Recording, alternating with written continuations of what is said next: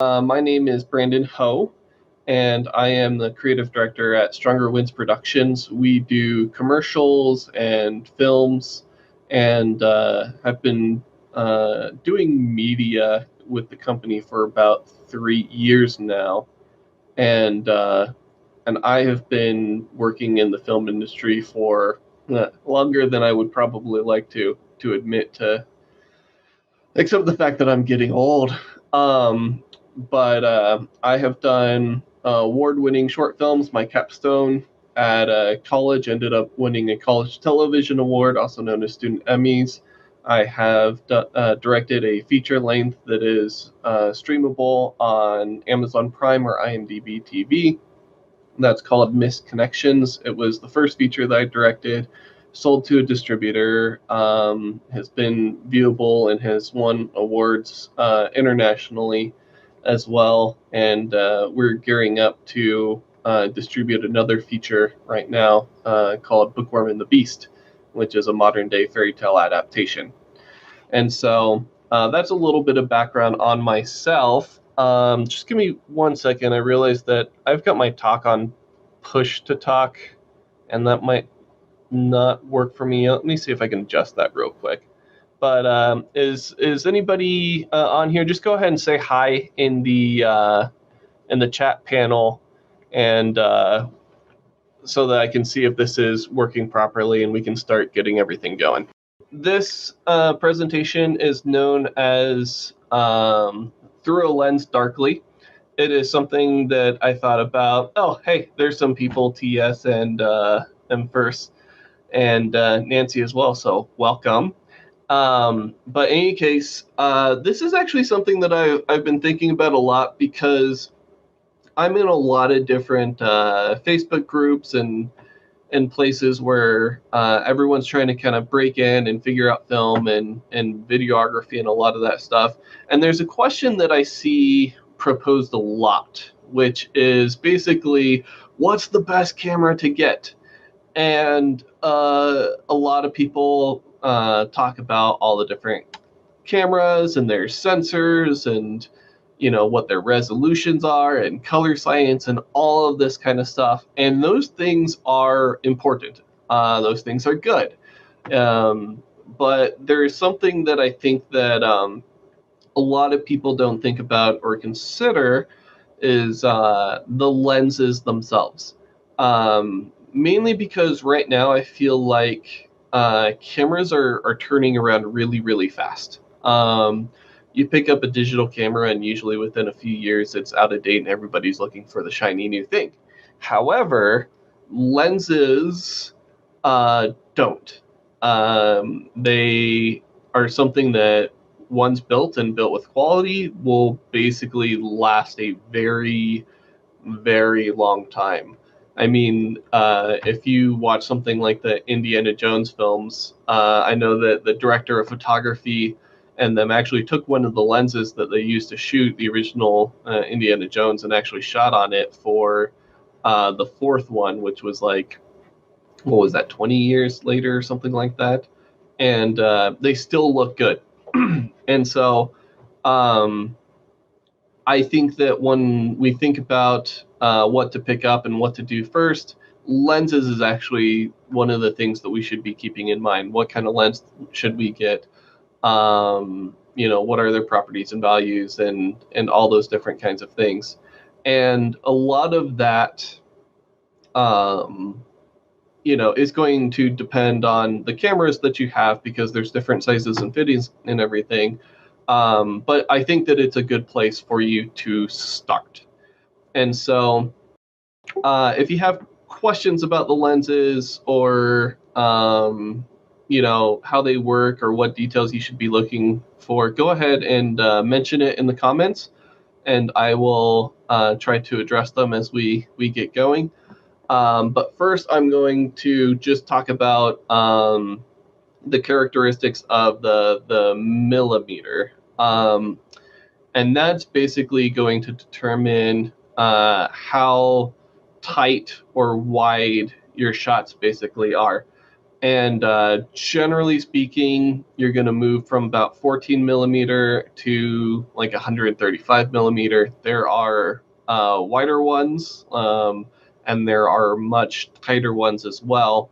But the way that it works, and this is just a good basic thing to know, is that the lower the number of the millimeter, generally the wider your shot is going to be, and the higher the number, generally the tighter your shot's going to be.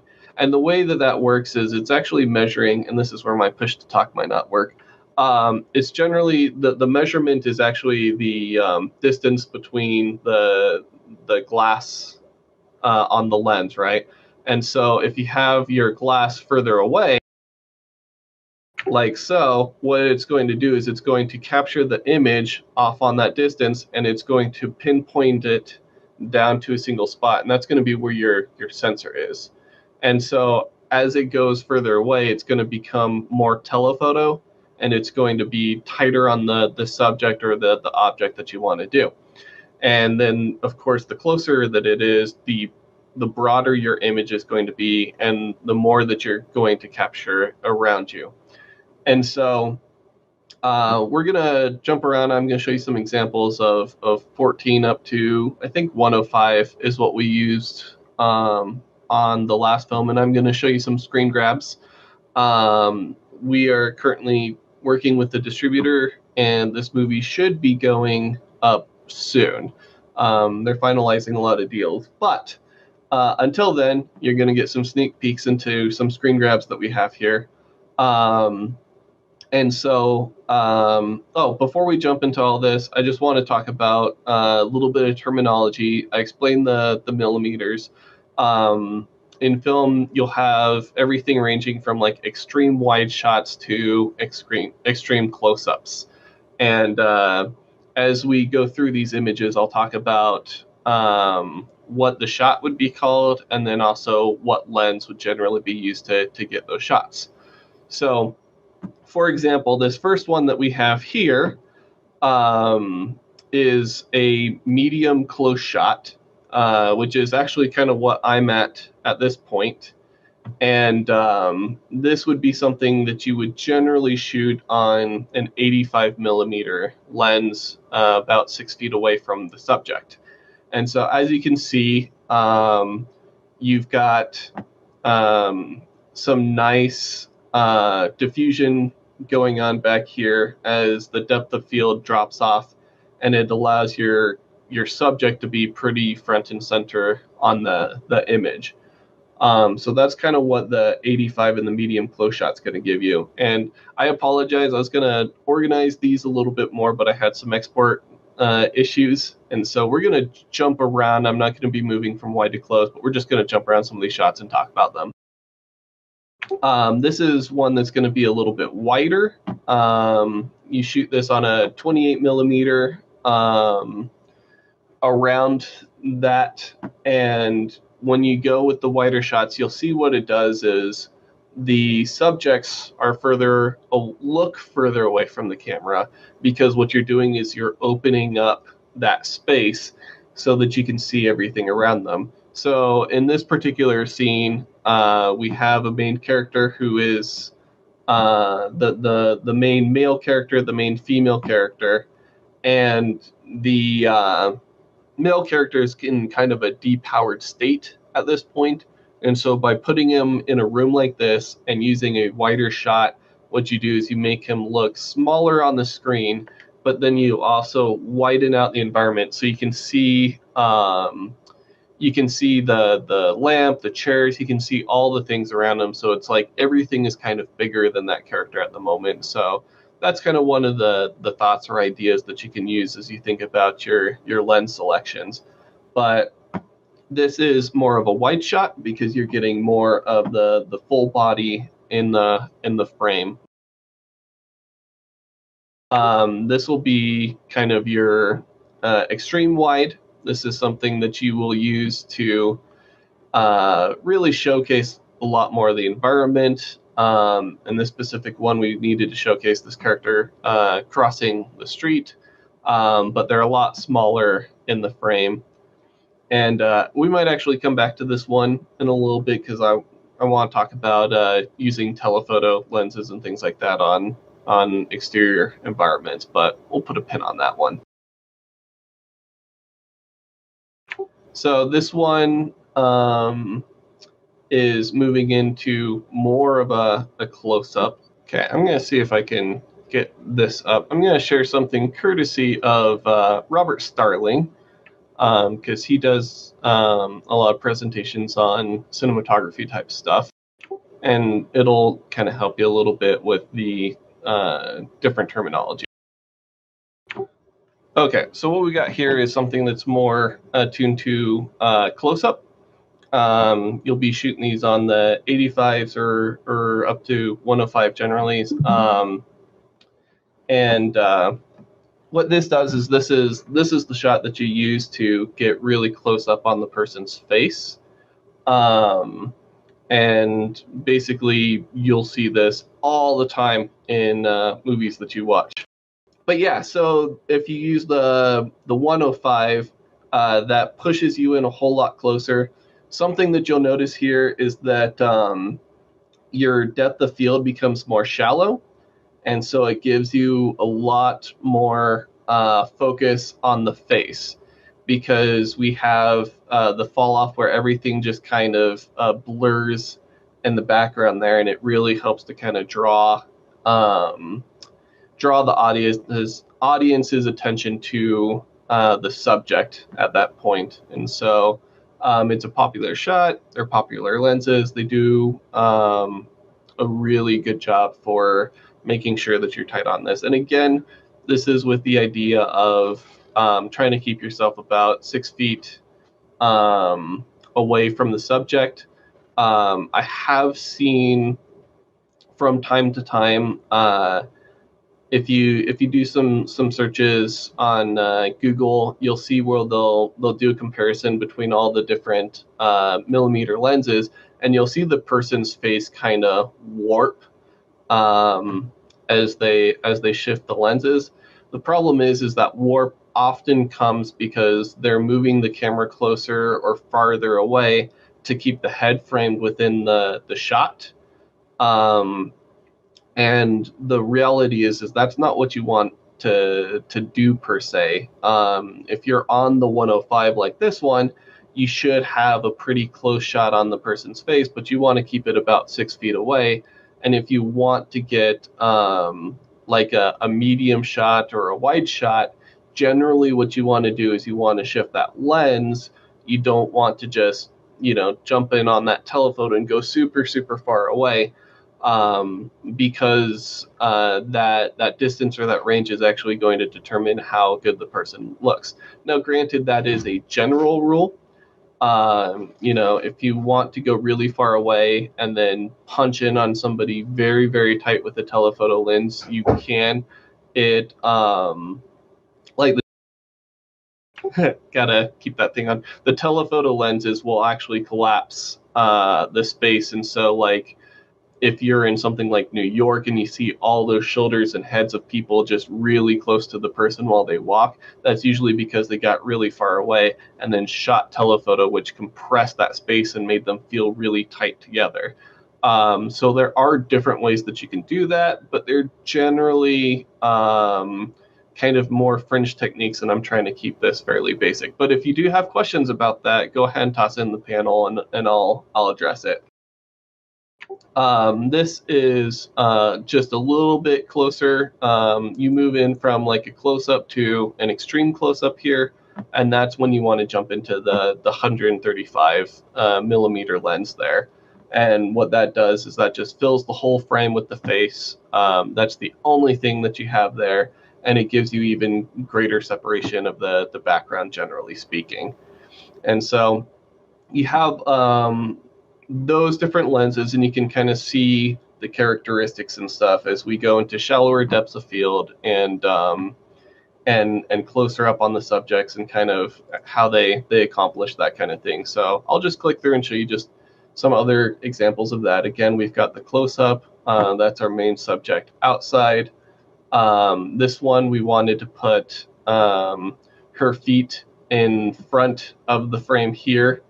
And so this is actually what I was talking about in terms of compressed space. We have this character laying down on the couch trying to get her beauty rest. But you can see that since we're shooting on more of a telephoto lens, a higher millimeter, that what's happening is that even though her foot is up there in the frame, you see it's blurred from the depth of field. It actually does feel a lot closer to her than if you were to, say, shoot something like that on a wide. Her feet would look really, really far away. And so you can kind of see the compression of space that comes from those lenses that you're using. And then that's another one. This was actually an example of where we went a lot wider and then punched in on we were further away from the subject, and then we punched in on a telephoto lens because we didn't want to scare the sheep. And we wanted them to look a lot closer to the subjects than they really were.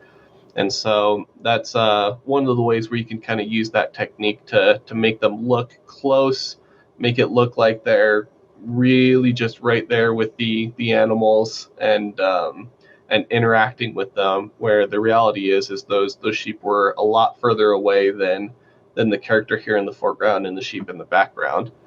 And so that's kind of how you can use that technique a little bit to cheat the space and do a better job of communicating like the closeness of them interacting on the farm, which is what we're going for there.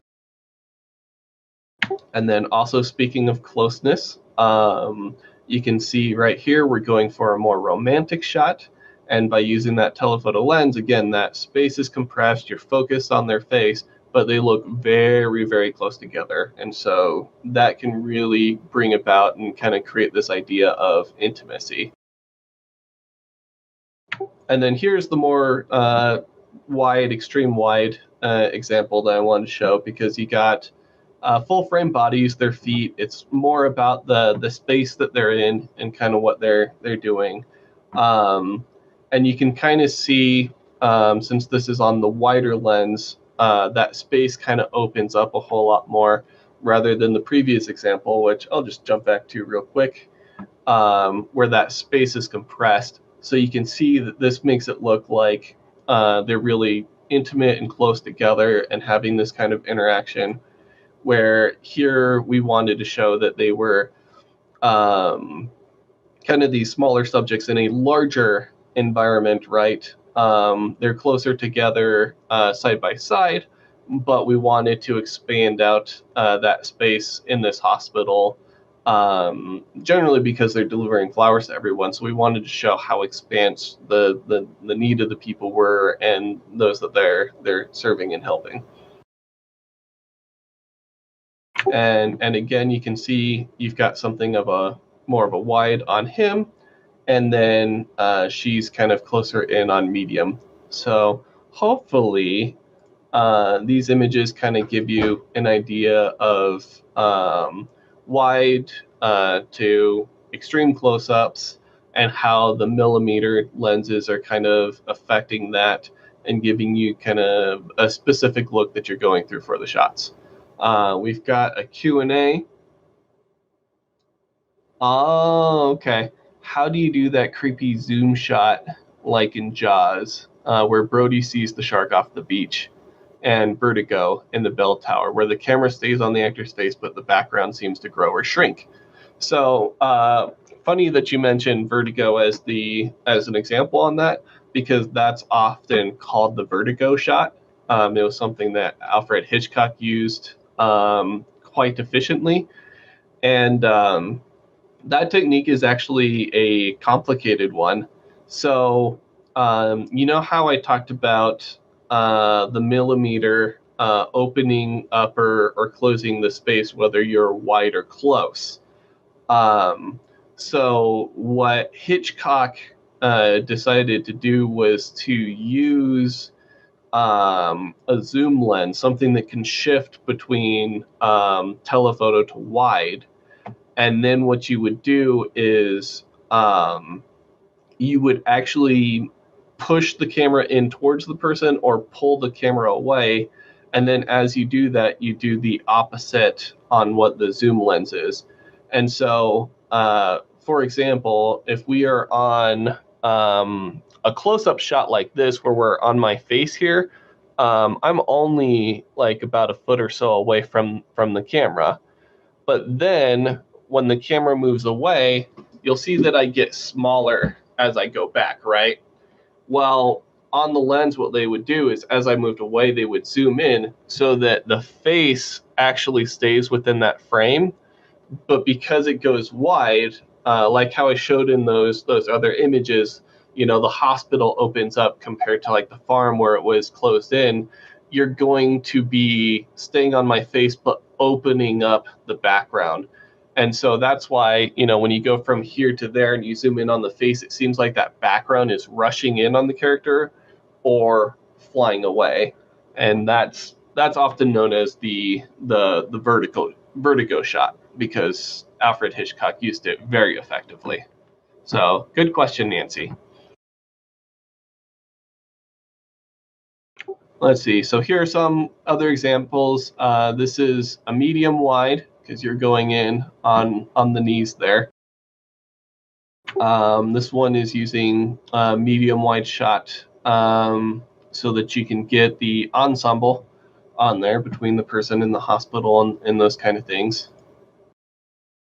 And then you can move into kind of medium shots where it's the waist up. So hopefully at this point you guys can kind of look through and see how the different lenses have these different types of characteristics on that. So this is something that we were doing to get a little bit more specific on characteristics of lenses. What we did is we set up for a lens test where we did the same lighting, we had the actor do the exact same actions, and then we did the same shot over and over and over with different lenses with different settings to see how the lenses would perform. And so on here, you can get a look at what our Jenna lens looks like at 135 millimeters. So again, we're on the close-up, and what I wanted to show was how the characteristics of different lenses can kind of change what that looks like.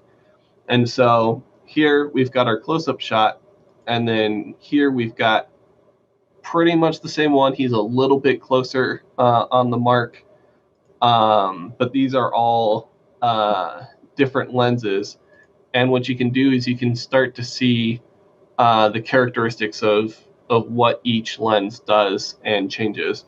And so on the Jenna here, you can see that for his face, the lighting is like really soft across the board.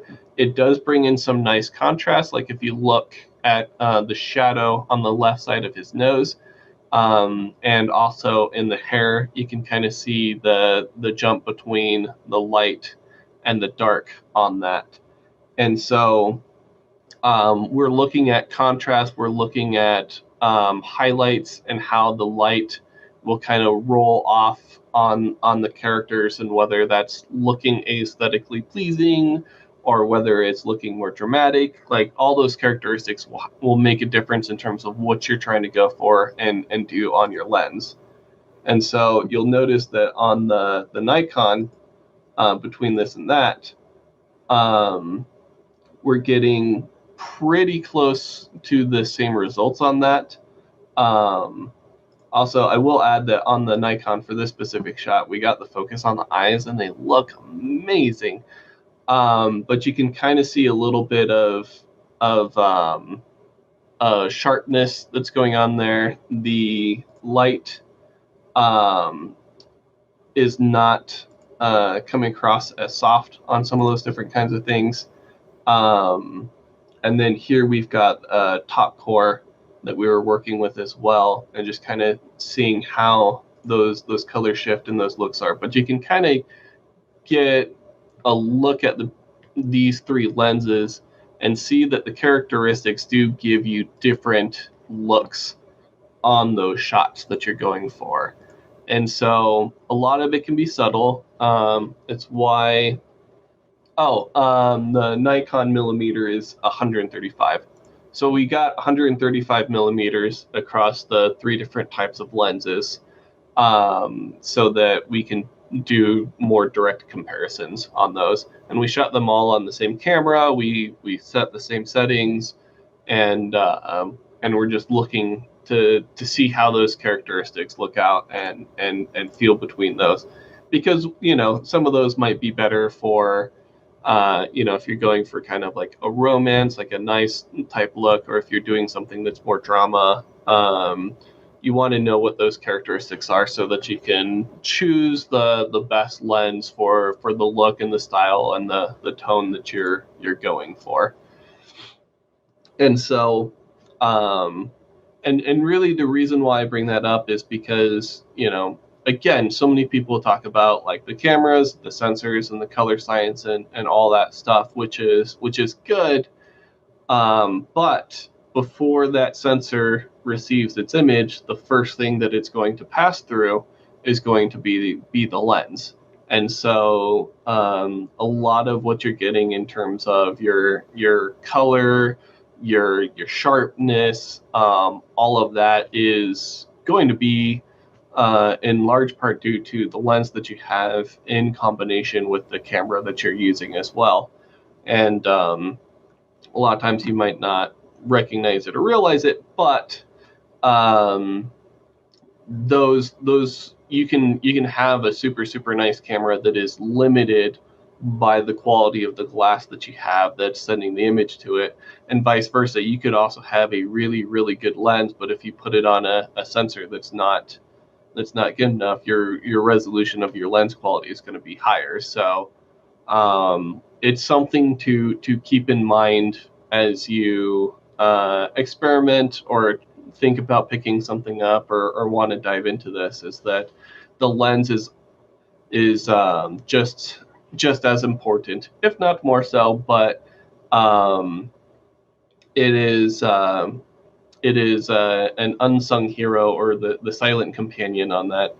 Oh, and we are shooting this on the Arri Alexa, and I believe, I'm trying to remember if we shot this in 800 ISO or not. I'd have to jump back into the project and look at the beginning slates that we have. But these examples were shot on the Alexa.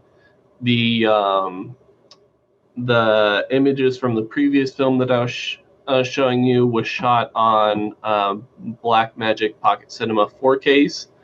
And I want to say that we were using Rokinon prime lenses on those with the f1.4s is what those were. So anyways, that is most of the stuff, the basics that I wanted to cover on the lenses. So I'm totally okay opening this up to a Q&A and just answering any questions that you all might have about the lenses, the shots, the look, the style, the feels, and how those might work, vertigo shots, and that kind of stuff. So I will, I'm going to close this one down, and I'll open back up the previous one that we had while any of you can ask any questions that you might have. So, Michael asks, what are some examples of meteor films with excellent lens work? Okay, examples of, you said what in films? Media or films. Oh, okay, gotcha. All right, so I'll be honest, I am a huge fan of Roger Deakins. And anything that he does, I think, is amazing. And I want to say, because he recently did like 1917. I think Skyfall is amazing.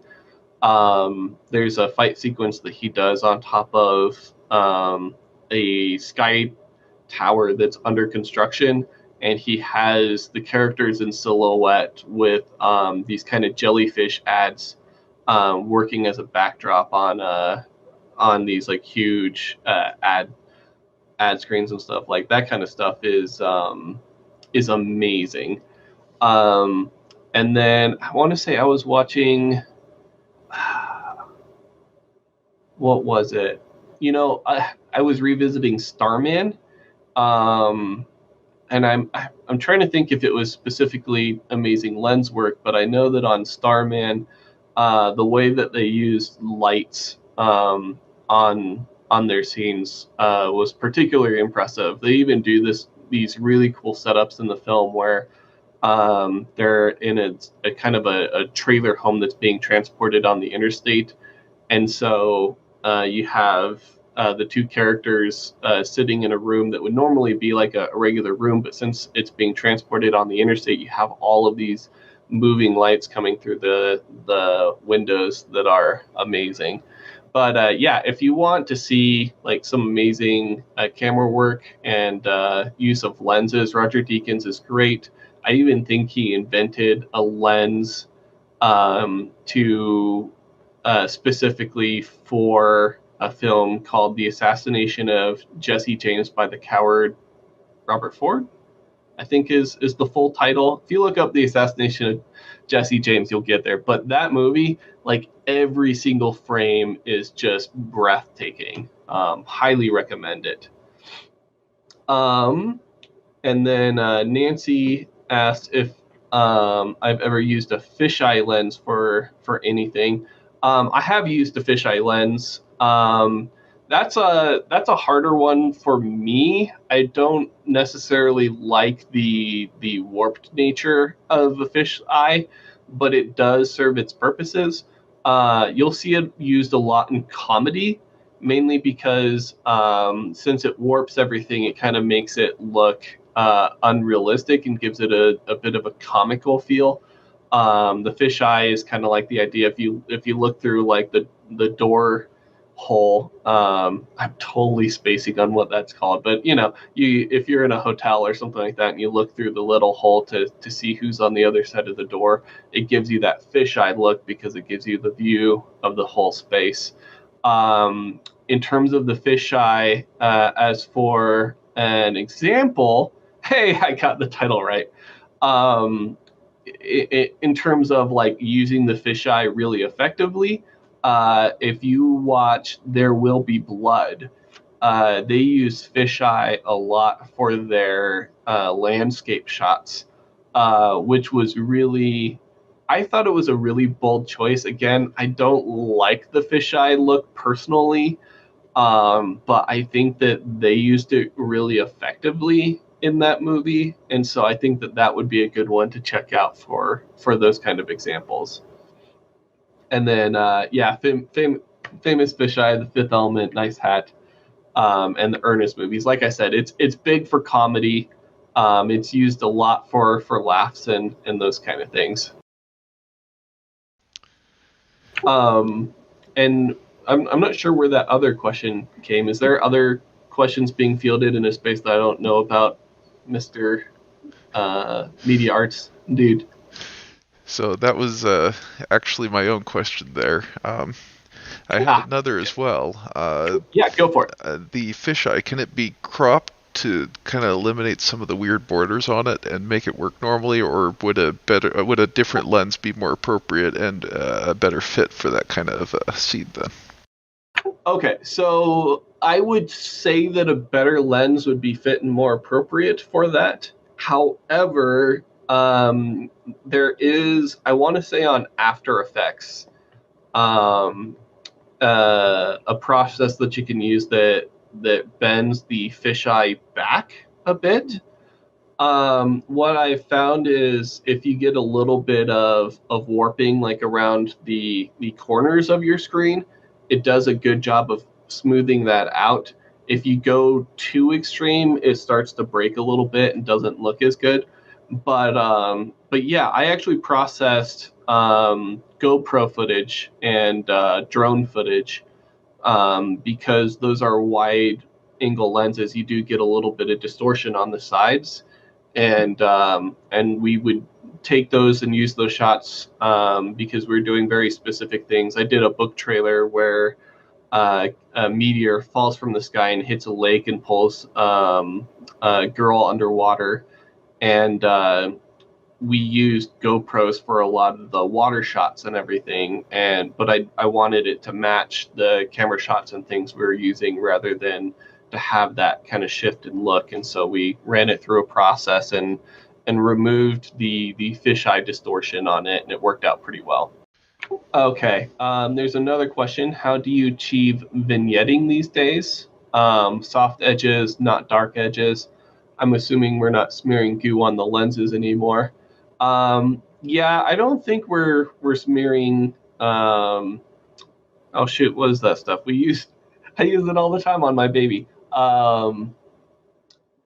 Yeah, like Vaseline and stuff like that anymore. In terms of vignetting, a lot of that is used in post-production. Actually, let me see if I can find some. Nope, technology. I'm just going to stay away from it for a moment. For the vignettes and stuff like that, you can easily go into like if you want to download DaVinci Resolve, they offer the basics on that for free. And it's a great program, and you can do power windows where you set up like circles and you can tell how much to spread or unspread, and you can use that to do vignettes to bring the color down. You can apply Gaussian blurs or any type of blurs to kind of soften those things out. There's a lot of different techniques that you can use in that, and so post work is where you'll see a lot of that. However, the assassination of Jesse James, that's where Deakins actually specifically designed a tilt-like lens to give more of an old lens look on those images. So he actually did that specifically through the lens, even though generally we tend to do that in post. And that's because like I mentioned to the previous question, having it in the lens is better than fixing it afterwards, because there's just certain characteristics and stuff that you can get from having it in the lens itself than through the post process. Both are valid, but you're going to have a different tactile feel to the looks depending on how you process it.